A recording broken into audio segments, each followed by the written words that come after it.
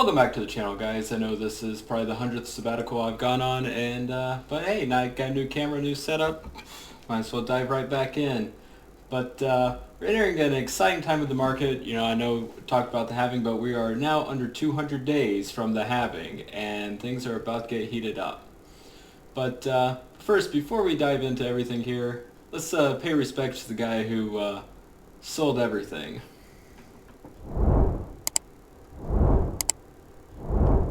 So first, let's talk about the current issue that it might be discussed on Friday, and that's the SEC with a Bitcoin Grayscale spot ETF. So if we rewind back about a month or so ago, the court cleared the path for the ETF and basically shot down the SEC and Gary Gensler about how he handled the spot ETF, and declining it has just not been the right strategy. Considering that Grayscale Bitcoin has 650,000 Bitcoin, they are the most reasonable conversion from a trust to spot ETF, you know, that anybody can ask for, even over BlackRock.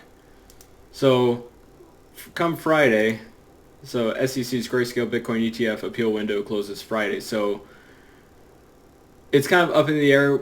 They really can't decline it. They could, if they wanted to fight the court, they could appeal it, which would go back to the court again, or they could just approve it. So really, everybody's kind of up in the air. I'll post these articles in the description down below. But since the broader crypto community on X has been fervently debating the potential outcomes, ratfall, an active user emphasized the inherent uncertainties, nothing that the lack of the appeal might not translate directly to an approval of the Grayscale conversions. So basically, if it doesn't fully get approved, they will outline ways in which the ETFs will be approved through, like BlackRock, Fidelity, and so forth. But I don't think the SEC will give Grayscale Bitcoin a competitive advantage over everyone else. I feel that they'll be approved all at the same time, which is the general consensus among the entire crypto community. Currently looking at the charts, you know, I've had these lines drawn out for years, and you can see where we generally drop below a lot of these, and you know, it's kind of interesting how it works out. Is the net asset value, native asset value, premium and discount is at, you know, negative 16, which hasn't been this high since September of 2021, and saw its lowest of almost 50% back in December of 2022. So at that point, you'd in theory be buying Bitcoin at a 50% discount, but you know, years ago you always traded at a nice premium, which, you know, 50-50 as bull markets came, you know, the premiums got higher. So along with this, let's go to the timeline. So here's what's interesting is the final deadline on all these is generally March 2024, which also coincides with the Bitcoin halving. And if everyone doesn't know, that the Bitcoin halving usually coincides with a massive bull run.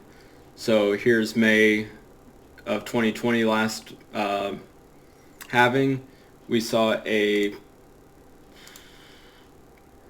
600% gain, which is pretty decent. I mean, compared to, I think this was July 2016 that this one happened. You know, shot up, you know, 30%.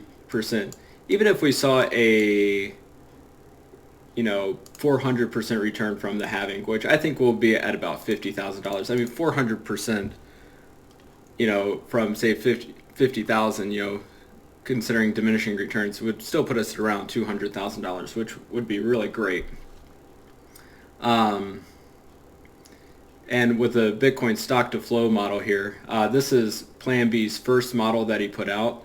He did do a cross asset model, which was more in line with 2016 and 17, but the first one that he put out was more in line with the rest of everything. So we hit that threshold of right there, 1-to-1 almost, of 63,000, and the next one is projecting about between 580 to $600,000, which would be really nice. With all the new investment products out there, even on BITO and doing long-term options even out until 2026. Not saying you should do options, but there's almost a really good, the risk to reward ratio is really high. And then considering that we could see $200 billion just start inflowing over the next 2 to 3 years as these ETFs get approved, people start advertising and start putting them into retirement funds and everything, they're going to have to, market it, but it'll be interesting to see how, mainly BlackRock settles on how Bitcoin is done.